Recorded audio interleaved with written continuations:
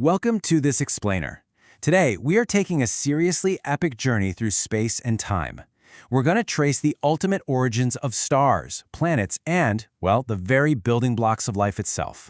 Let's dive right in. So how exactly do we get from a freezing, pitch-black cloud of cosmic dust to a blazing star surrounded by a living, breathing planet?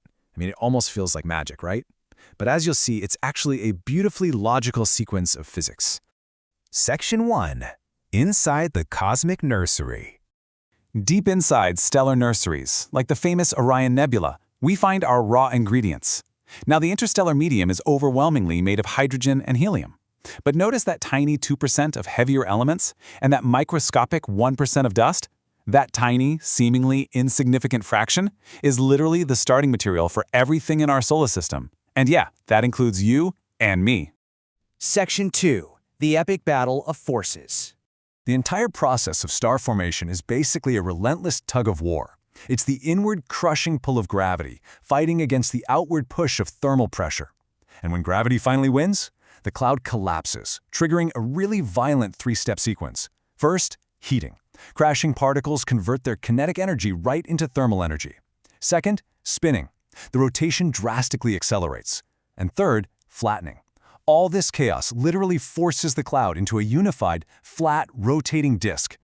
Now, this massive acceleration is driven by the conservation of angular momentum. You've actually seen this in action on an ice rink. When a figure skater pulls her arms in tight, what happens? She spins way faster, right? Well, as gravity shrinks the radius of our giant cosmic cloud, it obeys that exact same rule, whipping around faster and faster. Section 3. Birth of a protostar. Zooming right into the center of that intensely spinning disk, we find what's called a protostar. It's essentially a stellar infant. Now, it might glow brightly, but it isn't truly alive yet. Not like our sun, anyway. It hasn't begun nuclear fusion. Its light is powered entirely by the intense heat of its own gravitational contraction.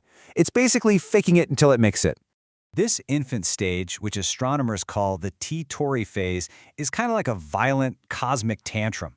The young star spins so incredibly fast that it generates massive magnetic fields. It blasts out intense stellar winds and shoots high-speed jets straight from its poles. All this chaotic activity acts like a giant cosmic snowplow, finally clearing away that thick, obscuring envelope of dust. Section 4. Ignition. Nuclear fusion begins. It all comes down to one staggering number: 15 million Kelvin.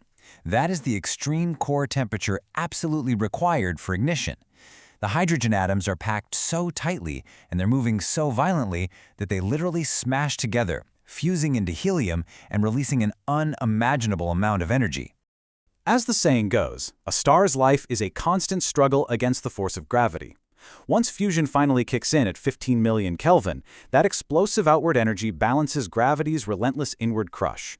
This beautiful, delicate standoff is known as hydrostatic equilibrium, and as long as it has fuel to keep that balance, the star survives. Section 5. Forging a planetary system.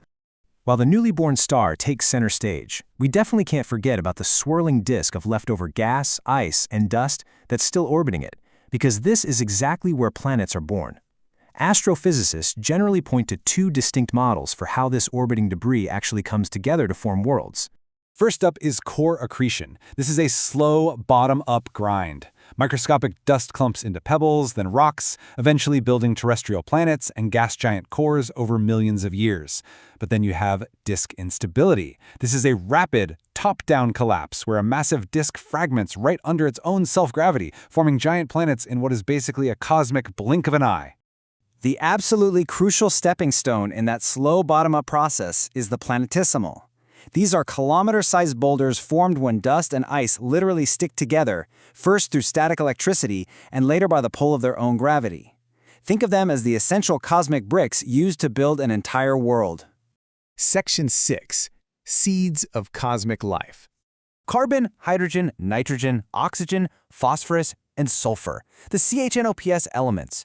Now, these aren't just random chemicals on a periodic table, they are the fundamental organic building blocks of life. And what's absolutely mind-blowing is that these exact elements were forged in stars and baked into the primordial soup of the protoplanetary disk right from the very beginning. So, with the ingredients all in place, Astrobiologists search for something called biosignatures to see if life actually sparked elsewhere. They are looking for planetary fingerprints, things like abundant atmospheric oxygen or methane that simply shouldn't exist in large quantities unless living, biological processes are actively churning them out. We've seen how gravity builds stars, how swirling dust builds planets, and how those planets are seeded with the very chemistry of life. So I'll leave you with this thought. If the universe's chaotic stellar nurseries contain the exact same recipe that made us, where else in the dark is this story unfolding right now? Thanks so much for joining me on this explainer.